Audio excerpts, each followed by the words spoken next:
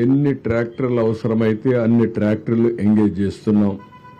ఎక్కడన్నా ట్రాక్టర్ పోలేకపోతే చిన్న వెహికల్స్ పెట్టుకుంటున్నాం. అది కూడా అవసరమైతే ఈ యొక్క పవర్ బోట్స్ ఏవైతే ఉన్నాయో అవి కూడా ఉపయోగిస్తాం. ఒక 2 మాత్రం హెలికాప్టర్స్ కూడా ఉపయోగిస్తున్నాం. ఇంకొక పక్క డ్రోన్స్ కూడా చాలా సక్సెస్ఫుల్గా ఎక్కడికక్కడ బాగా చేయగలిగాయి. ఈరోజు ఒక 25 డ్రోన్స్ ఉపయోగించారు. రేపు ఇంకొక 30-40 దాకా అదనంగా వస్తున్నాయి. ఒక 60-70 డ్రోన్స్ కూడా ఉపయోగించి ఎక్కడెక్కడ వీలైతే అక్కడ వాళ్ళకి అందించడం కోసం నీళ్లుండేది ఇక్కడ దీనికి కూడా శ్రీకారం చుడుతున్నాం. ఓవరాల్గా ఈరోజు చాలా అబ్జర్వేషన్స్ అన్ని మేము డిస్కస్ చేశాం. రేపు మెడికల్ క్యాంప్స్ కూడా ప్రారంభం అవుతున్నాయి. ఎక్కడికక్కడ మెడికల్ క్యాంప్స్ అని పెట్టడం, అదే మరిగా నీళ్లు కూడా ఈరోజు నాకు చాలా దగ్గర నీళ్లు కంప్లైంట్స్ వచ్చాయి. దానిపైన ఇంకా ఎక్కువ బాటిల్స్ ఎన్ని వీలైతే అన్ని బాటిల్స్ ఇవ్వాలని చెప్పి అనుకున్నాం. ఆ వాటర్ కూడా సప్లై చేస్తాం. రెండోది రేపు ఒక 180 ట్యాంకర్స్ తీసుకొచ్చి ఎక్కడికక్కడ నీళ్లు ఇచ్చే కార్యక్రమం తీసుకుంటాం. రేపు సాయంత్రానికి అన్ని కూడా వాటర్ స్కీమ్స్ అన్ని కూడా రెడీ అవుతాయి. మెట్రో వాటర్ వర్క్స్ అంతా కూడా రెడీ అవుతాయి. కానీ ఆ నీళ్లు ఇమీడియట్గా తాగడానికి పనికిరావు. 2-3 రోజులు పడుతుంది, కొన్ని రోజులు పడుతుంది. ఆ వాటర్ని అంతా కూడా గైడ్ లైన్స్ ఇచ్చి స్నానానికి కానీ అటు వాడుకుంటూ తర్వాత ఏ విధంగా ఎప్పుడు వాడచ్చో దానికి కూడా గైడెన్స్ ఇస్తాం. అదే మరి పవర్ స్టేషన్స్ అన్ని కూడా ఎన్ని వీలైతే అని చేస్తూ రేపు కానీ ఎల్లుండికి కానీ చివరి వరకు కరెంట్ ఇచ్చేదానికి కూడా శ్రీకారం చుడుతున్నాం. ఎక్కడైతే నీళ్లు పవర్ స్టేషన్లో సబ్ స్టేషన్లో కానీ ట్రాన్స్ఫార్మర్ దగ్గర ఉంటే షార్ట్ సర్క్యూట్ కానీ షాక్ కొట్టే పరిస్థితి వస్తుంది. అలాంటివన్నీ కూడా ప్రికాషన్ తీసుకుని ఇమ్మీడియట్గా రెస్టోర్ చేయడానికి అన్ని ప్రయత్నాలు చేస్తున్నాం. దానికి కూడా స్పష్టమైన ఆదేశాలు ఇచ్చాం. ఇంకొక పక్కన ఫైర్ ఇంజన్స్ అన్ని కూడా తెప్పిస్తున్నాం. ఫైర్ డిపార్ట్మెంట్కి అప్పచెప్పాం. ప్రతి ఒక్క ఇంటిని బురదలో కూరుకుపోయిన ఇళ్ళన్నీ క్లీన్ చేసే బాధ్యత వాళ్ళకి అప్పచెప్పాం. ఎక్కడికక్కడ ఫైర్ ఇంజన్ తీసుకొచ్చి ప్రతి ఒక్క ఇంటి ముందర పెట్టి ఆ ఇల్లంతా క్లీన్ చేసే బాధ్యత ఆ ఇంట్లో ఉండే వాళ్ళందరితో కూర్చొని వాళ్ళ సూపర్విజన్లో అవన్నీ క్లీన్ చేసే బాధ్యత తీసుకున్నాం. రేపటి నుంచి ఎక్కడైతే క్లియర్ అయిపోయిందో అక్కడంతా కూడా ఎక్కడన్నా చెత్త అవన్నీ ఉంటే అవన్నీ క్లియర్ చేసి డ్రోన్స్ని సమర్థవంతంగా ఉపయోగించుకొని ఎక్కడన్నా డ్రైన్స్లో కానీ బ్లాక్ ఉంటే అవన్నీ తీసేసి వాటర్ అంతా డ్రైన్ అవుట్ చేయడం, డ్రైన్స్ అంతా క్లీన్ చేసేయడం. అదే సమయంలో బ్లీచింగ్ కానీ లేకుంటే ఏమి చేస్తే ఎఫెక్టివ్గా ఉంటుందో డ్రోన్స్ ఉపయోగించి ఏమైనా లిక్విడ్ స్ప్రే చేయగలుగుతామా, టోటల్ శానిటేషన్కి ఆ ఎక్సర్సైజ్ కూడా స్టార్ట్ చేస్తున్నాం. అదే మరి ఎక్కడెక్కడ రోడ్స్ అన్ని కూడా ఒకసారి డ్రోన్ ద్వారా పిక్చర్స్ తెప్పించి ఎవరన్నా భోంచేసి రోడ్డు మీద పారేసినా అవన్నీ క్లీన్ చేయడానికి అనేక చర్యలు చేపట్టాం.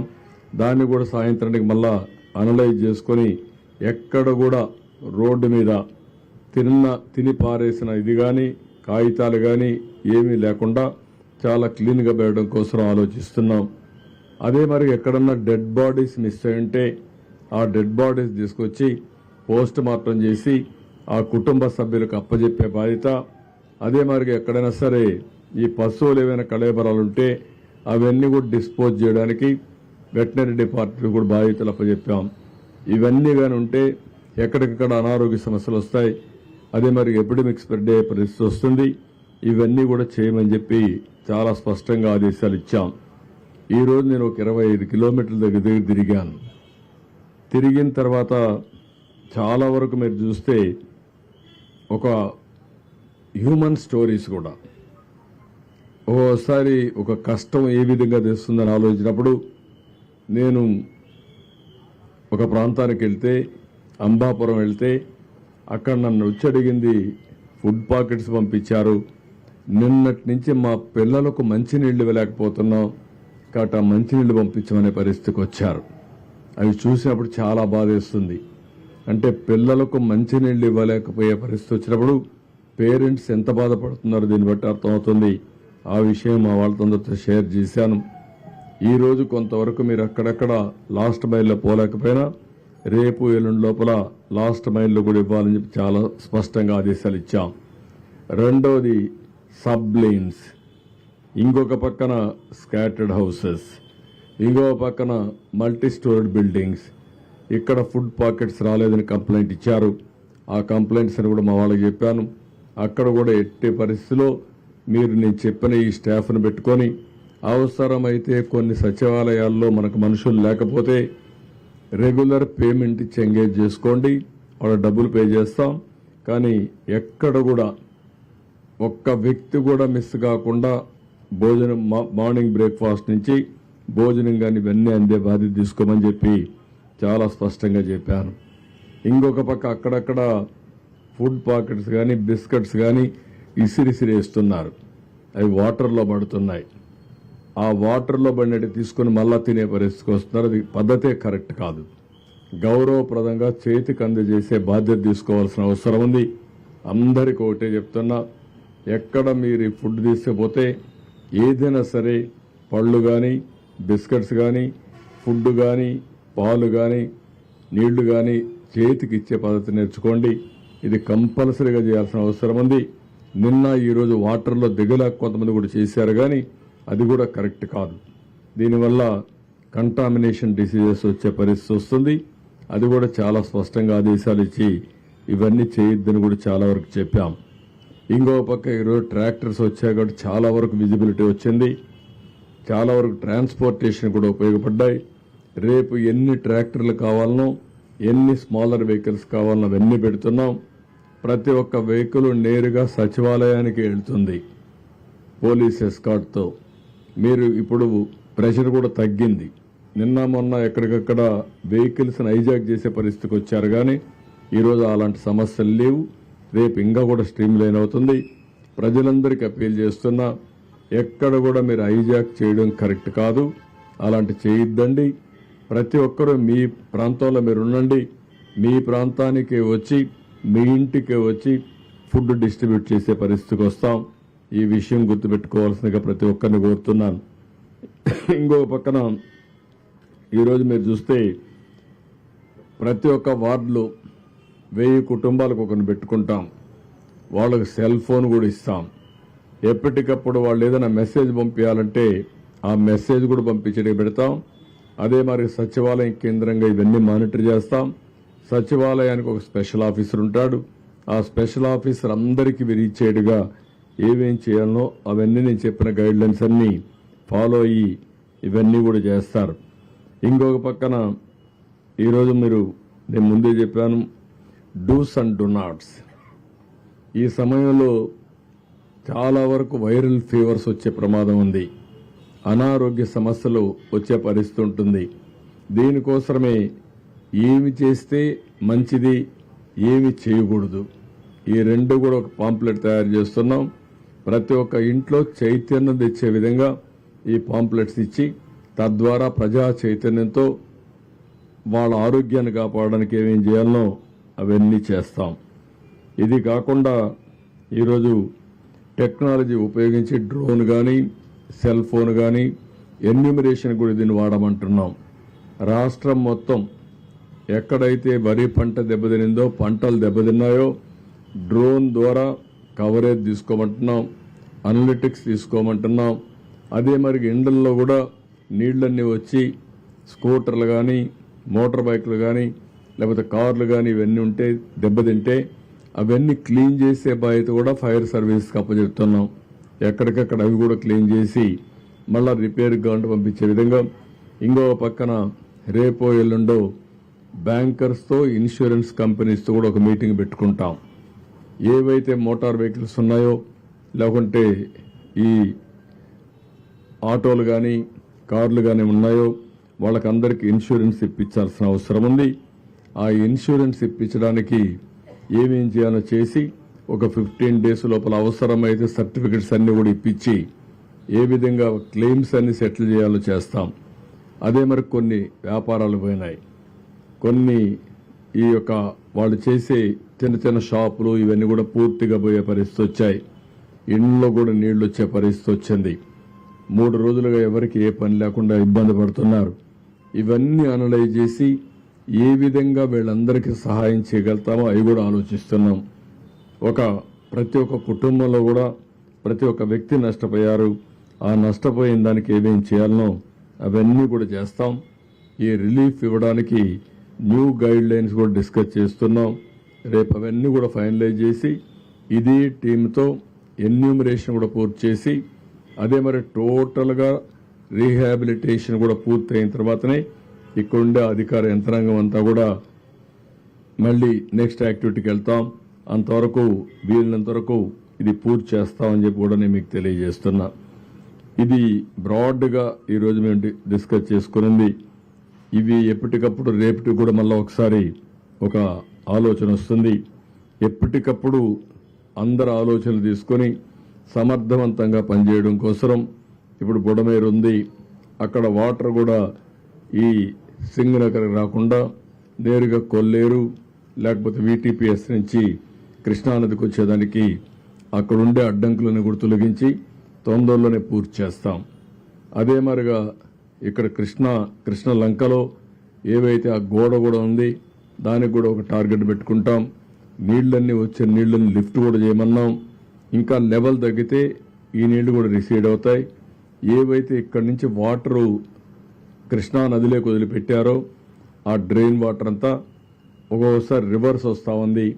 ఆ లాక్స్ కూడా కొంతవరకు సరిగా లేవని చెప్పి అన్నారు. అవన్నీ కూడా ఏం చేయాలనో అవన్నీ కూడా రిపేర్ చేయించడం కానీ ఆ సిస్టాన్ని బిల్డప్ చేసే విధంగా ముందుకు పోతాం. ప్రతి ఒక్కది ఇక్కడ మైన్యూట్ డీటెయిల్స్కి వెళ్తున్నాం. చాలా సిస్టమేటిక్గా మళ్ళీ ఈ సిటీకి ఇలాంటి జరగకుండా ఉండడం కోసం ఏమేం చేయాలని అవన్నీ వెళ్తున్నాం. ఫ్లడ్ వాటర్ మేనేజ్మెంట్ సిస్టానికి కూడా సిటీలో ఒక ప్రాజెక్ట్ అప్పుడు చేశాం. అది కూడా ఎల్లంటి చేశారు. మధ్యలో ఆగిపోయింది. వీళ్ళు వస్తానే ఆపేసే పరిస్థితికి వచ్చారు. మళ్ళా దాన్ని కూడా పూర్తి చేపిస్తాం. ఇలాంటి ప్రతి ఒక్కటి కూడా అనలైజ్ చేసుకుని ఏమేం చేస్తే ఇవన్నీ సెట్ అవుతాయో అన్ని చేయడం కోసం ఒక సమీక్షల్లో కూడా క్లియర్ కట్ యాక్షన్ ప్రోగ్రామ్ పెట్టుకొని ముందుకు పోతున్నాం. వీళ్ళని తొందరలో అన్ని పూర్తి చేస్తాం. This is in brief.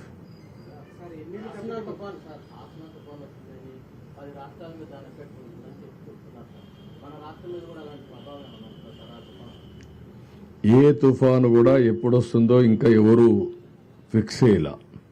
తుఫాను అనేది మీరు గుర్తుపెట్టుకోవాల్సింది సముద్రంలో ప్రారంభమైనప్పటి నుంచి అలర్ట్ చేస్తూ ఉంటారు. ఆ తుఫాను డైరెక్షన్ మారుతా వస్తుంది. అటు పోతుంది, ఇటు పోతుంది, ఫైనల్గా ఒక డైరెక్షన్కి వచ్చి ల్యాండ్ మీద క్రాస్ అవుతుంది. ఇప్పటికీ ఇంకా ఫార్మేషన్లో ఉంది. రేపు ఎల్లుండి మనకు ఒక ఐడియా వస్తుంది. ప్రస్తుతానికైతే మనకు రాదని అంటున్నారు కానీ ఆ డైరెక్షన్ ఏ విధంగా చేంజ్ అవుతుందో వీ కెనాట్ ప్రిడిక్ట్. అది వచ్చినప్పుడు ఎప్పటికప్పుడు మీకు అలర్ట్ ఇస్తాం. అన్నింటికంటే ఈరోజు కృష్ణా రివర్లో కూడా వాటర్ బాగా తగ్గింది. 6.67కు వచ్చేసింది. ఇంకా రేపు ఎల్లుండికి ఇది <5 కూడా వస్తుంది. ఇంకా తగ్గే అవకాశం ఉంది. నిన్న ఈ సమయానికి చూస్తే ఇంకా ముందు చూస్తే 11.43 లక్షల క్యూసిక్స్ ఆఫ్ వాటర్ వచ్చేది. ఈరోజు దగ్గర 6.5 పడిపోయింది, సగానికి పడిపోయింది. రేపటికి ఇంకా తగ్గే అవకాశం వస్తుంది. అది వస్తాను ఏం చేయాలో మనం అనలైజ్ చేస్తాం. మీరు చెప్పిన సమస్యకి ఇప్పుడు చాలా రిలీఫ్ వచ్చింది. ఇంకంత ప్రమాదం వస్తుంది అనుకోవడం లేదు. No, we will give report. Tomorrow we are discussing with our people. We will prepare report. We will send it to central government for assistance.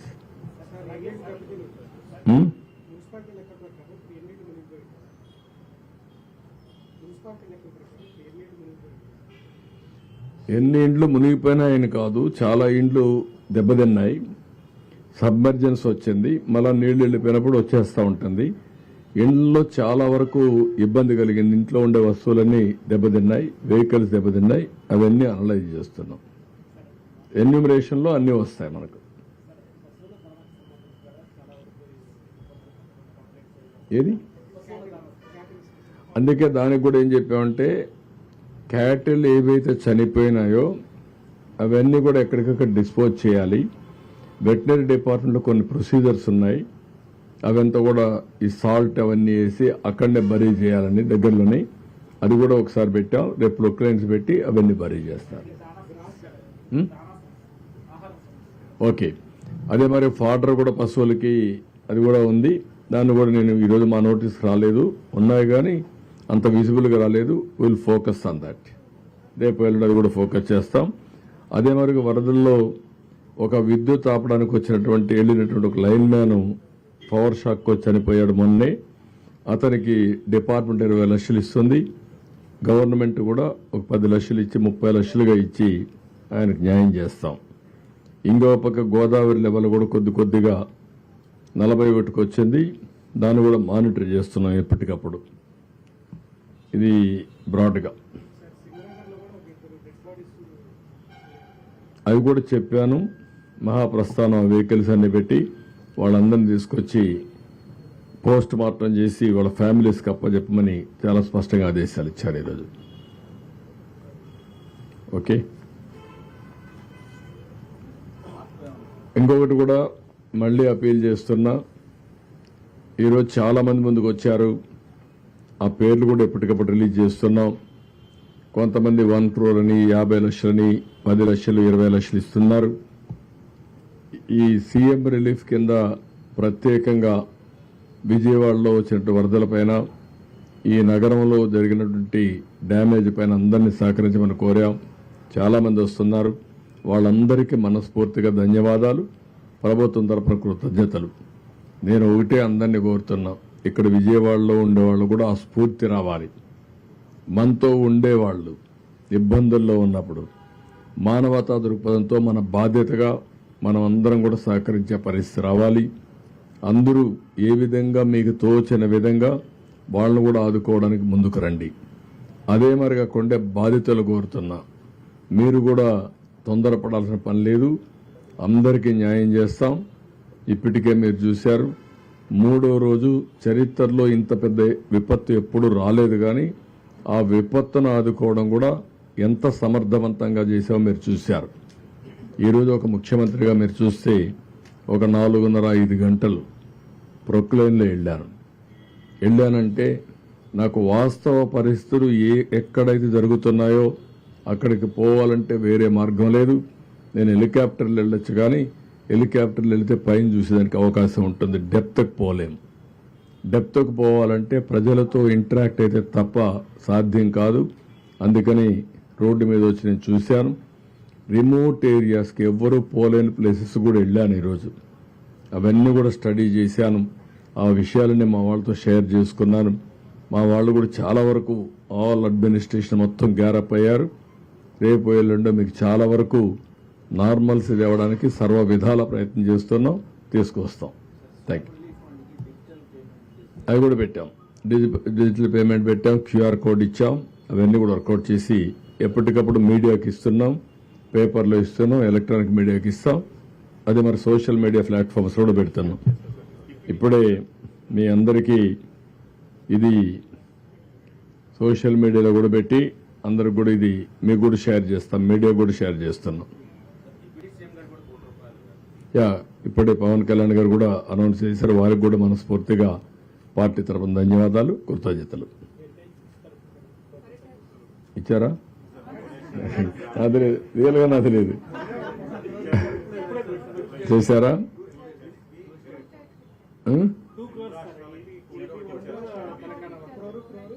Okay, అక్కడ కూడా ఇచ్చారు. Okay, good. నాకైతే ఐడియా లేదు, వాళ్ళు చేశారు.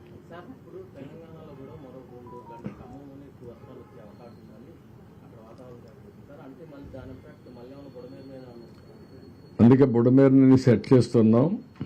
ఇంకా ఆ పరిస్థితి రాకూడదు. ఏమేమి ప్రికాషన్ తీసుకోవాలో అన్ని ప్రికాషన్స్ ఆ వార్ ఫుటింగ్ తీసుకుంటున్నాను. గేట్లు మూసేస్తేనే సమస్య పరిష్కారం అవుతుందని కాదు. ఆ సైడు ఈ సైడు దాని మీద ఆ బ్రీచ్ ఉంది. ముందు ఆ బ్రీచ్ క్లోజ్ కావాలి. అది వైఎస్ఆర్ కాంగ్రెస్ పార్టీలో ఆ బ్రీచ్ పడింది. ఇప్పుడు కూడా బుకాయిస్తున్నారు. బుకాయింపులొద్దు. నేను వచ్చి 80 రోజులైంది. 80 రోజుల్లో మా వాళ్ళు దాన్ని డయాగ్నోస్ చేయలేకపోయారు. రెండోది, అన్ఎక్స్పెక్టెడ్గా హెవీ రెయిన్స్ వచ్చాయి. మీ మానవ ఫెయిల్యూర్. రెండో పక్కన ఇది ఇప్పుడు మాట్లాడుతున్నారు ఏదో మా మీద నెడుతుందని. ఎవరి మీద నెట్టక్కర్లా. మీరు చేసినటువంటి నిర్వాహకం ఈరోజు రాష్ట్రాన్ని వెంటాడుతూ ఉంది. ప్రజలకు అన్ని ఇబ్బందులు వచ్చాయి. ఇది ఒకటే కాదు, అడుగడుగున అడ్మినిస్ట్రేషన్ మొత్తం ఫెయిల్ అయింది. ఒక మాట చెప్పాలంటే ఒక వెంటిలేటర్ పైన పెట్టే పరిస్థితికి వచ్చారు ఈ రాష్ట్రాన్ని. అందుకని ఒక పక్క ఆర్థిక ఇబ్బందులు, ఒక పక్క అడ్మినిస్ట్రేషన్ డిఫంక్ట్ కావడం, డిపార్ట్మెంట్స్ అన్ని పని చేయకుండా పోవడం, ఇంకొక పక్క తప్పుడు పనులు చేయడం, ఇంకొక పక్కన మీరు చూస్తే ఎక్కడికక్కడ బురజల్లే కార్యక్రమం చేయడం, ఇలాంటివన్నీ చేసే పరిస్థితికి వస్తున్నారు. ఇవన్నీ ఎక్కడ క్షమించే పరిస్థితి ఉండదు. ప్రజల్లో కూడా చైతన్యం తీసుకొస్తాం. ఒకటే గుర్తుపెట్టుకోండి, రాజకీయ పార్టీకి ఉండవలసిన లక్షణాలు ఒక్క లక్షణం కూడా ఈ పార్టీకి లేదు. నేను చాలా పార్టీలు చూశాను 45 సంవత్సరాల్లో. ఏ పార్టీ ఇలాంటి పార్టీ ఉండదు. ఒక రౌడీలను పెట్టుకొని, గూండాలను పెట్టుకొని రాజకీయ పార్టీ నడపాలి, నేరాలు ఘోరాలు చేయాలంటే కుదరదు. ఆ విషయం గుర్తుపెట్టుకోండి. నేను నిన్న ఈరోజు ఎప్పుడు చూస్తున్నాను, ఇంకా బుకాయిస్తున్నారు. బుకాయింపులు మానండి, వాస్తవాలకు రండి. Thank you.